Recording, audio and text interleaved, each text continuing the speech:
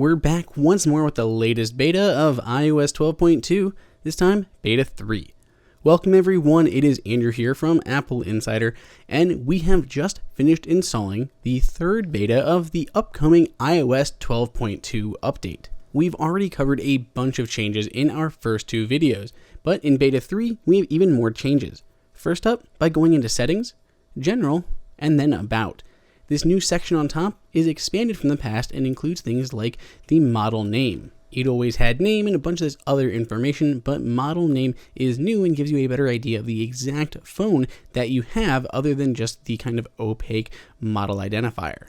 In earlier betas, we saw updates to the Wallet app, notably how transactions were displayed for your included cards. On the Apple Pay Cash card, there was a line that had a button for adding additional funds and showing the balance. That has been removed. You can still get there by tapping the ellipsis in the top right hand corner, but that line is no longer there, and of course that balance is displayed in the top right hand corner of the card itself. We had big news for the Apple News app in earlier betas, including more evidence that Apple will be supporting a subscription service. It's also coming to Canada. But in beta 3, we have a new Apple News icon that actually uses an Apple logo, then the word news. Minor change, but a change nonetheless. Apple had a bit of bad press when a glaring security hole was discovered in group FaceTime. They disabled that functionality on the back end until they released the iOS 12.1.4 update to address it on devices. For those in the beta, they've had to wait, but now with the beta 3 of 12.2, that group FaceTime functionality has been restored. A lot of concern was expressed during the last beta, when instead of the date, Apple displayed the charge percentage here on the lock screen at all times.